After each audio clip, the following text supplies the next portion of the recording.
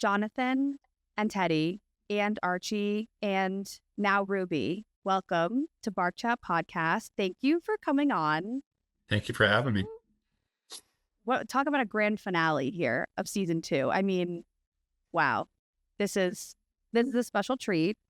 And I think my first question, just diving right into it because I feel like I have a lot of questions. How the actual hell do you just like build a doghouse in your house? Like, are you a carpenter? Like, were you? Like, Yeah. So, 2021. I'm sorry. you were a carpenter? No, well, I mean, not officially, but I think of myself as a carpenter. But no, 2021. You're a man. Right. Yeah. 2021. My dad was battling cancer and ultimately ended up passing away. And a couple months before he had died, I bought a big house. Like, I don't know what I was thinking. I was single, bought a big house. And kind of like as my way to like grieve and kind of cope with that, I just started doing little projects around the house. And, painting a wall turned into like knocking out a wall, and knocking out a wall turned into building something. And it was like a domino effect. And I actually started my page doing that and was growing pretty rapidly. I used to be called the home project guy. And one of my home projects was Teddy's house. And I remember I was a real estate agent before, technically still at the time, and was in a house and I saw like a playhouse under the stairs. I was like, oh, that'd be cool, but I don't have any kids and I have a dog. So I was like, I'll make it work. So I built that dog house. I remember I went to bed that night. I posted like the first part of the dog house build and woke up the next morning with like 96,000 new followers. I remember Forbes was in my inbox, like Newsweek, like all of these people were freaking out and everybody wanted to see the inside. And I was a little stubborn. I was just kind of on my home project thing there. And I just kind of kept doing home projects, but everybody was like, we need to see more of the doghouse. And then it turned into, we want to see more of the dog. And that's just when it turned into Teddy's page. So this was the same account. Teddy yeah. Was this? Okay. Yeah. So we were actually the home project guy for like the first year, even when we were doing Teddy videos. And it wasn't until like, I actually changed my name to Teddy and Jonathan after that. And then a couple months later, I got into Golden King. Yeah. I think I remember your name was in the bio or something. Like Teddy wasn't even around whenever I first saw you. Yeah. And you were definitely like the doghouse guy. Yeah, absolutely. But now you do all your crazy skits and stuff. Yeah. Yeah. For a while, there was a lot of contractors. They were building new houses, like in subdivisions, and they were building dog houses under the stairs as like an option. And they were calling it the Teddy. So it was just kind of, I think we started that fad a little bit. And I saw a lot of people kind of catch on, which is awesome. That was insane. Yeah. They should literally have like an HGTV series of like just sick dog houses. Yeah. People that like spoil their dogs crazy. And call it. But I've never even seen one online other than that one chick who has a tree house or like an outdoor mother-in-law suite for her dogs. You know what I'm talking about? Yeah, it was like a guest house, and then I think they just put their dogs in there and say it's for their dogs. But I mean, it's fine. Probably is for their dogs. That's cool. So that's a huge progression of your account from starting out like that. And then, like I said before, your skits are monumental. Like they go viral on all platforms. I don't know a single person who hasn't seen at least one of them. And so one, do you remember the first one that you did and then the continuous of them? And then also how long these skits take. I know that probably varies, but for the most part, they're pretty extensive now. Yeah. Sometimes they get a little crazy. But I found it like, so to answer your first question, the first skit we did, I think was like movie night in Teddy's house, where I would go to his house for a movie night. And like one time he picked a movie and we made the mistake of watching Marley and Me. And we were like both bawling at the end and just different stuff. And that kind of started the skit progression. But it just depends. I found that the bigger the skit, usually the better it does. We did a skit where we put together like 700 pizza boxes and he ordered 700 pizzas. We did a skit where he toilet papered my house, and we did the graveyard skit, that we did a couple weeks ago. And those will take the whole day and sometimes into the night. But for a normal skit, if it's just like around the house in the living room, just some minor stuff, I mean, we can knock out a skit in an hour and a half. And then I'm super quick with editing. I'm in Splice. and I can usually edit a video in like 10 to 15 minutes and have it knocked out. So yeah, they can be quick or they can take forever. Like the graveyard, I built all of those gravestones. And it was funny because people thought it was AI. There was this huge thing that started in the comments that somebody thought it was AI. Yeah, they thought it was a photo generated computer generated photo. And yeah, that was kind of crazy. But we get the craziest rumors that get started about us like daily, so it's part of it. I've never even actually thought about that. Or do you get like hate for anything for Oh yeah, messing with them? oh yeah. We've gotten death threats. We get, oh yeah, oh yeah. We have, Just being so large now, like people are ridiculous. yeah, yeah. We just hit the other day like 11 billion views.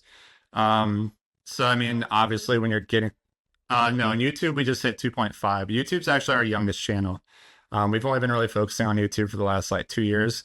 TikTok was the OG. It started with TikTok. I remember you on TikTok. Like that's Mhm. I've been following on TikTok for like a while. And I Yeah. honestly didn't it's not that I didn't know you were on Instagram, or maybe I honestly didn't, but like I followed you on TikTok because I remember that dog house video. It was like featured on Good Morning America or Yeah, probably. Today Show. You're like, I don't Yeah. remember. Yeah. But what are these rumors? Now I'm like, Oh man.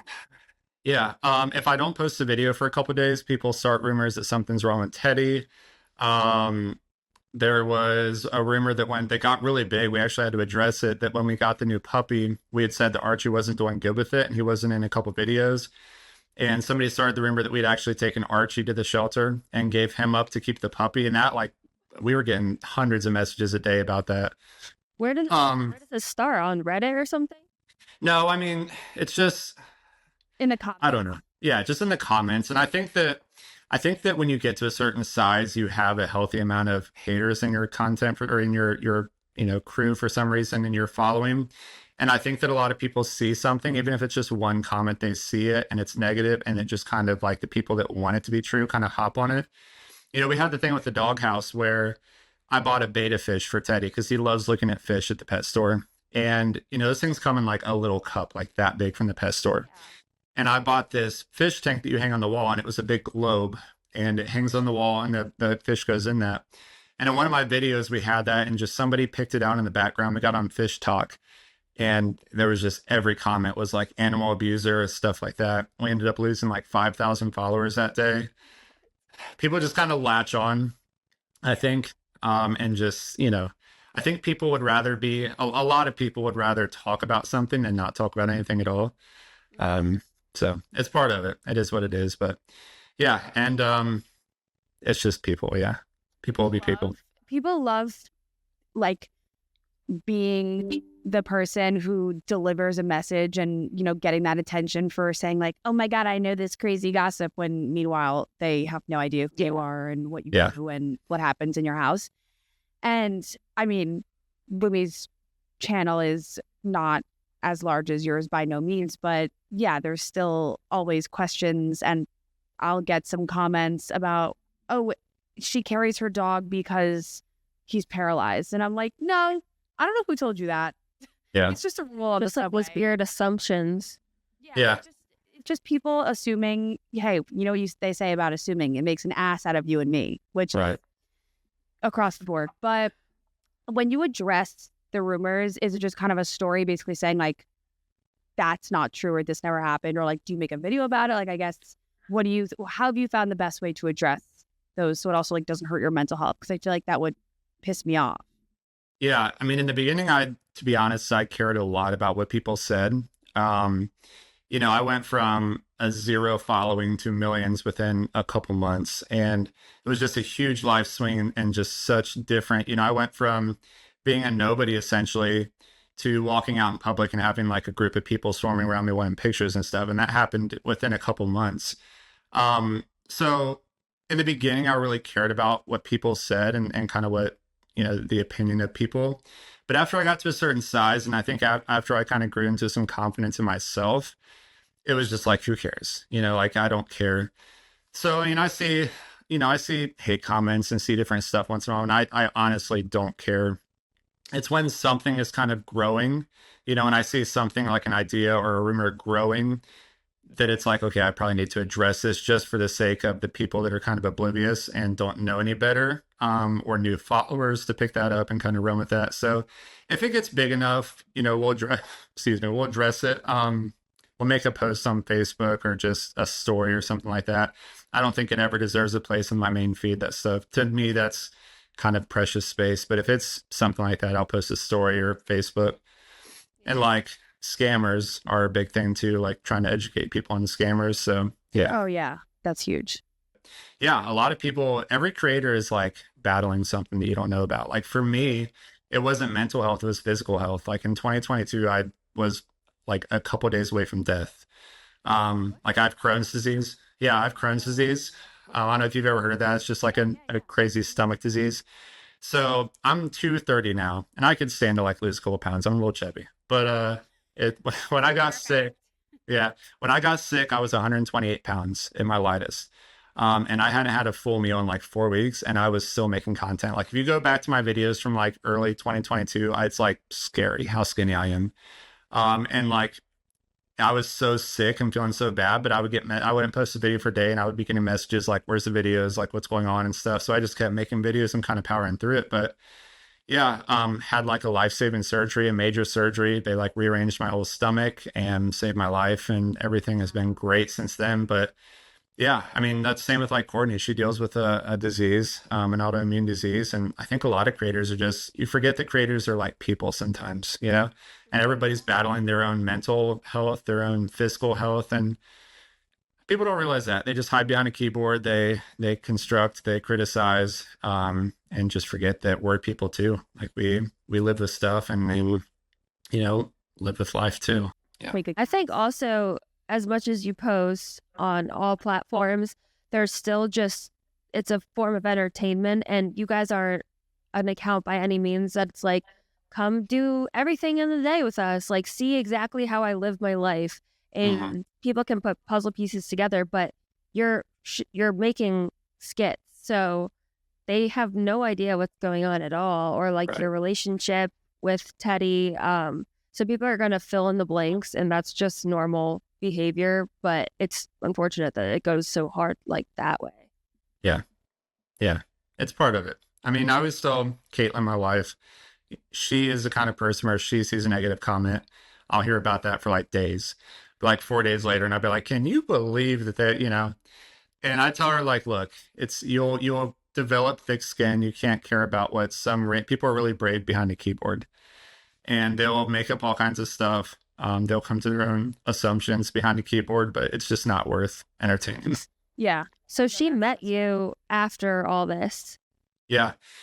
So I was on. Did she know you? That would be crazy. No, she actually didn't. I was on TikTok one day, and she posted a video with her dog, and I was like, oh, she's kind of cute. So it's like, I'll slide in and be like, how old's your dog? Your dog's cute. How old's your dog? And I just started it. So we started dating long distance. She was in California, and just kind of took off from there. That's so crazy and cool. Literally Instagram or social media romance.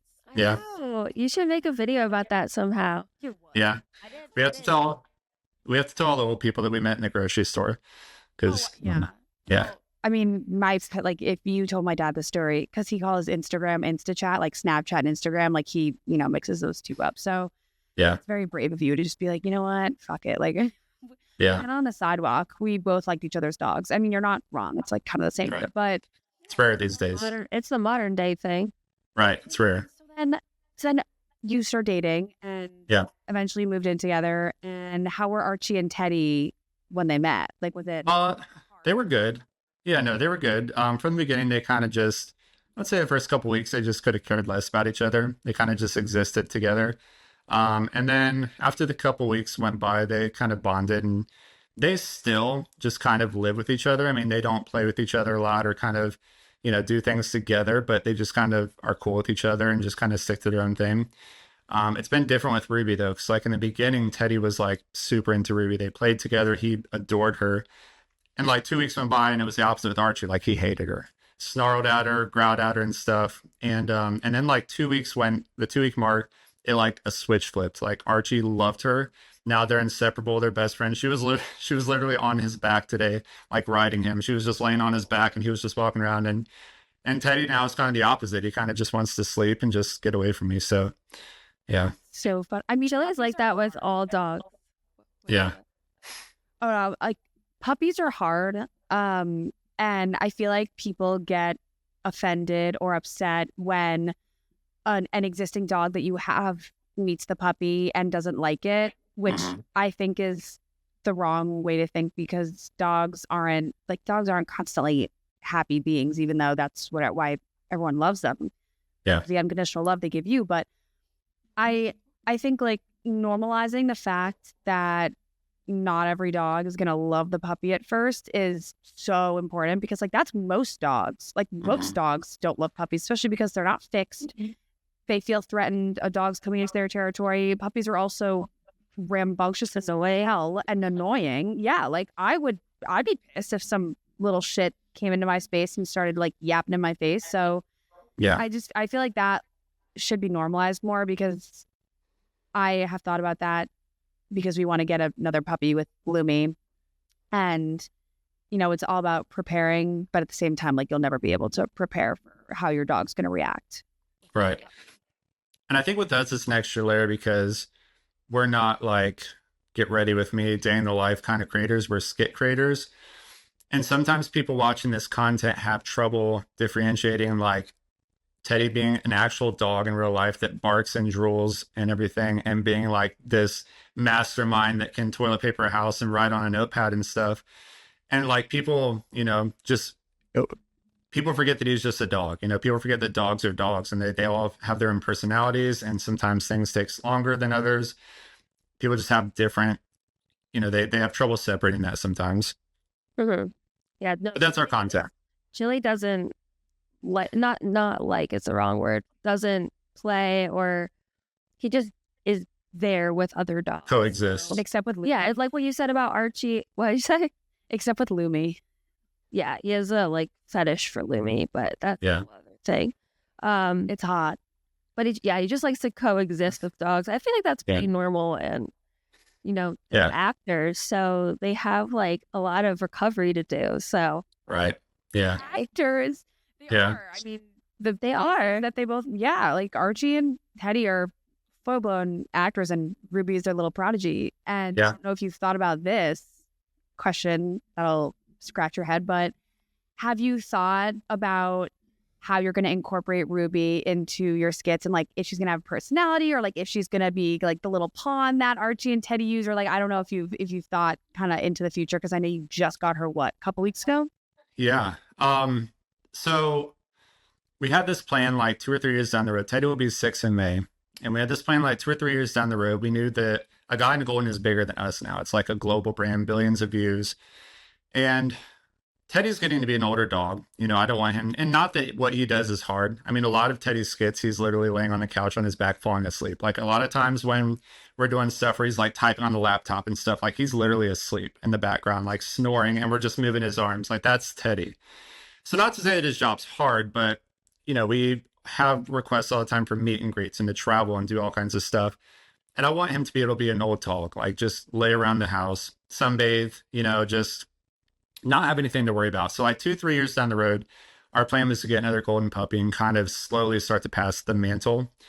And I know that's going to take years, because like people love Teddy, and it's going to take years for a dog to not take his place, but just kind of give him a little bit of break, a little bit, share the spotlight.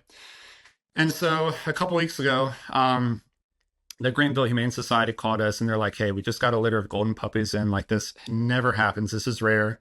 Come look. We would love for you guys to adopt one if you're ready. And we weren't, but we thought about it. And it's like, we have saved a lot of dogs. We're big in the rescue community now.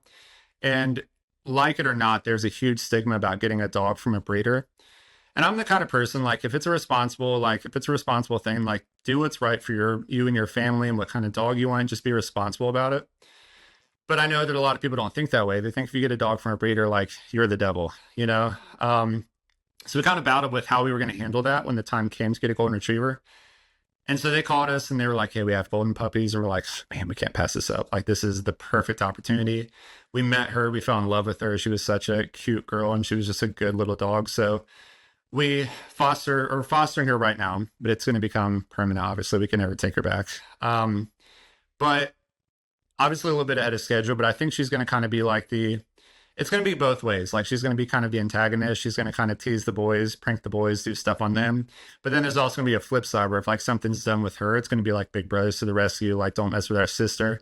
So she's just going to be a good addition for the next couple years. And then we'll start to more heavily pass the brand to her. I think do more solo videos with her on the page. And but yeah, still kind of developing.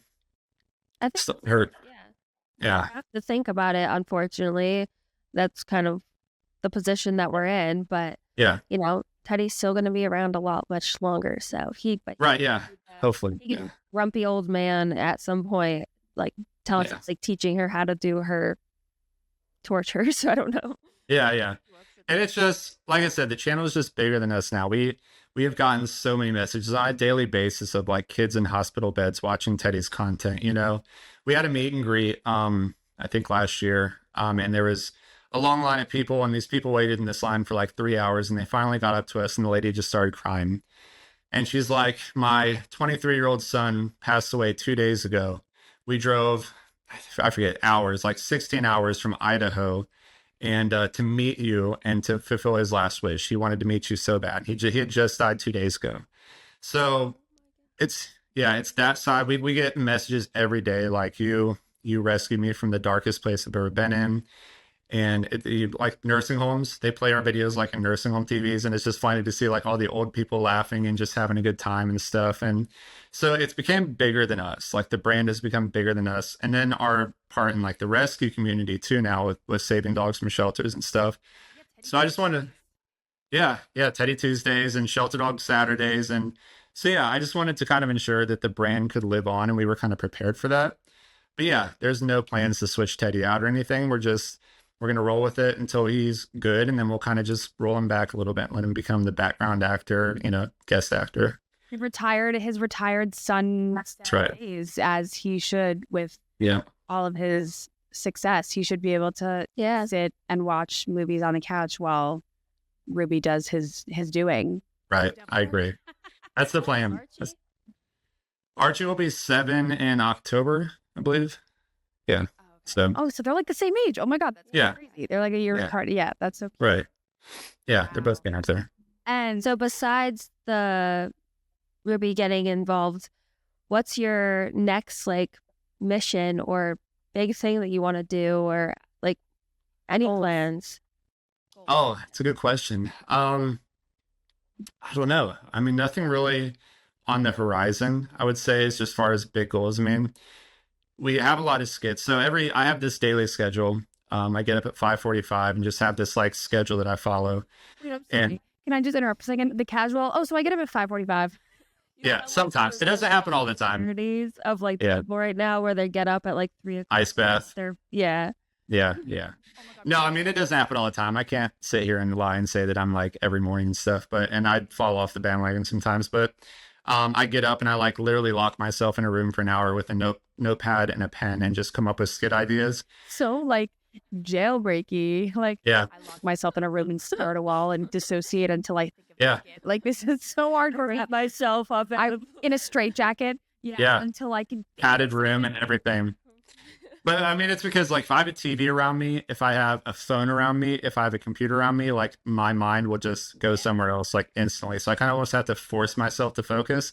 But we have like a notebook of like probably hundreds of skit ideas. So that's probably the future thing, is just knocking out some of the skits that I have. I have this skit in mind where like I prank Teddy doing something and he gets like a literal petting zoo and puts it in my house, like goats and like sheep and all that stuff, and just different stuff like that are probably going to take a little bit of preparation. But as far as just like big goals, like starting a gnarly podcast or something, no, that's you guys. You guys are good with that. No.